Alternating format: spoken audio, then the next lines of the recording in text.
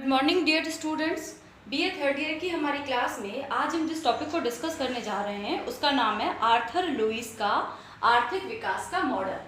Arthur Lewis ने भी आर्थिक विकास किस तरीके से हो इसके बारे में एक मॉडल दिया था और जो उनका मॉडल है वो कहलाता है श्रम की असीमित पूर्ति का मॉडल। श्रम की असीमित पूर्ति का मतलब कि आर्थिक विकास जो किया जाएगा उसका आधार होगा श्रम की पूर्ति। अब श्रम की पूर्ति का मतलब है कि जो श्रमिक हैं, काम करते हैं, उनकी अधिक मात्रा को या अधिक से अधिक मात्रा को प्रोडक्शन में लगाया जाएगा, अधिक से अधिक प्रोडक्शन किया जाएगा और अधिक से अधिक प्रोडक्शन का मतलब ही डेवलपमेंट होगा। क्लियर? आर्थर लुईस क्या कहते हैं कि श्रम की ज्यादा से ज्यादा जो पूर्ति है, असीमित पूर्ति है, उस पूर्ति को अधिक से अधिक मात्रा में प्रोडक्शन में काम में लिया जाएगा जिससे डेवलपमेंट होगा। एक बात तो ये। दूसरी बात जो महत्वपूर्ण है, लुईस ने अपना मॉडल, जैसे मैंने आपको पिछली क्लास में बताया था कि कोई अर्थशास्त्री पूंजीवादी अर्थव्यवस्था के लिए आर्थिक विकास का मॉडल देता है, कोई समाजवादी अर्थव्यवस्था के लिए या साम्यवादी अर्थव्यवस्था के लिए देता होगा या कोई मिश्रित अर्थव्यवस्था के लिए देता है आर्थिक विकास का मॉडल। लेकिन लुईस ने जो आर्थिक विकास का मॉडल दिया है वो उन्होंने दिया है एक द्वैत अर्थव्यवस्था के लिए या एक डुअल इकोनॉमी के लिए। तो मॉडल को समझने से पहले हमें द्वैत अर्थव्यवस्था को समझना होगा कि ये द्वैत अर्थव्यवस्था होती क्या है।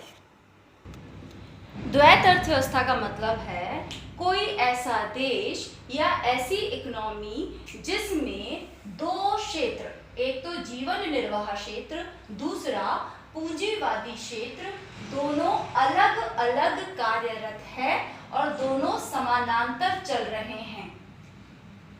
तात्पर्य यह है कि एक ऐसी कंट्री, जैसे हम जीवन निर्वाह क्षेत्र के लिए उदाहरण ले लेते हैं कृषि क्षेत्र, और पूंजीवादी क्षेत्र के लिए उदाहरण ले लेते हैं उद्योग जगत।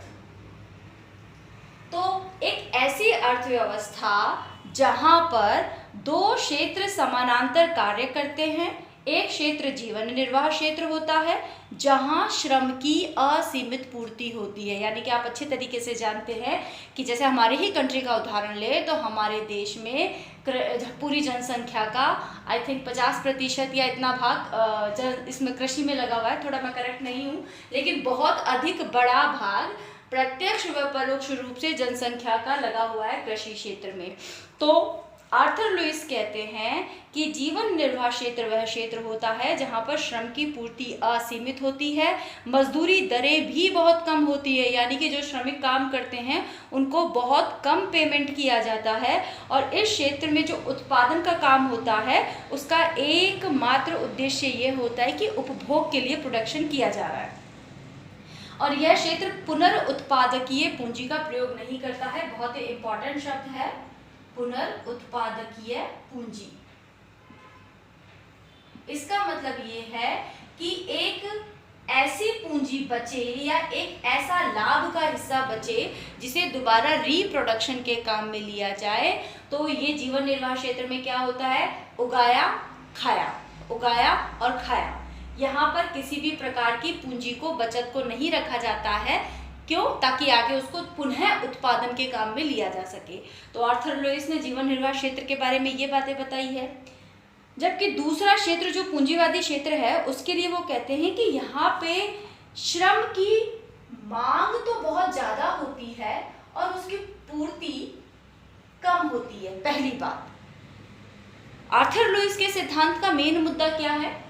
श्रम की असीमित पूर्ति का सिद्धांत। तो उन्होंने इस क्षेत्र के लिए बताया है कि इस क्षेत्र में उद्योग जगत में श्रमिक बहुत कम होते हैं जबकि उनकी डिमांड बहुत ज़्यादा होती है उद्योगों में काम करवाने के लिए, और जो यहाँ पर वेज रेट दी जाती है या मजदूरी दरें दी जाती है या मजदूरों को जो पेमेंट किया जाता है वो इस क्षेत्र की तुलना में 50% अधिक होता है। क्लियर? अगर यहाँ पर 100 रुपये दिए जाते हैं तो यहाँ पर कितना दिया जाएगा?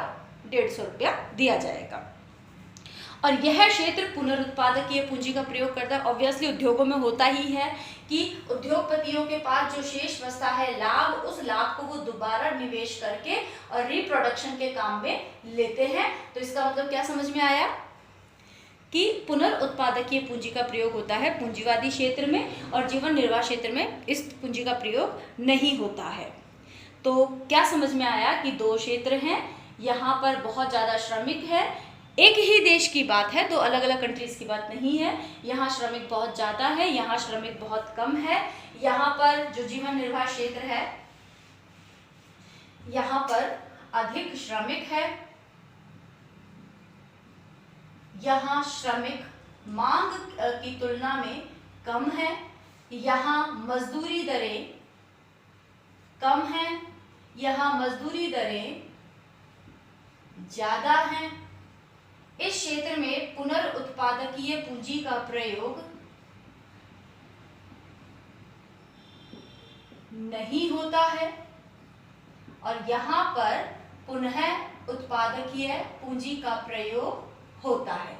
ये अंतर है दोनों क्षेत्रों में। तो इस प्रकार एक द्वैत अर्थव्यवस्था का मतलब है कि एक ऐसी कंट्री जहां पर दो क्षेत्र समानांतर चल रहे हैं, अलग अलग चल रहे हैं। पूंजीवादी क्षेत्र अलग चल रहा है, जीवन निर्वाह क्षेत्र अलग चल रहा है, और दोनों में ये अंतर मैंने आपको बता दिया है। अब जो आर्थर लुईस हैं वो क्या कहते हैं कि किस प्रकार डेवलपमेंट होगा, तो इसके लिए वो क्या कहते हैं सुनिए। आर्थर लुईस ये कहते हैं कि जब जीवन निर्वाह क्षेत्र से जो सस्ता श्रम है, यहाँ पर सस्ता श्रम है, जीवन निर्वाह क्षेत्र से सस्ते श्रम को पूंजीवादी क्षेत्र में लगाया जाएगा, तो पूंजीवादी क्षेत्र में एक अतिरेक का मतलब अलग से लाभ।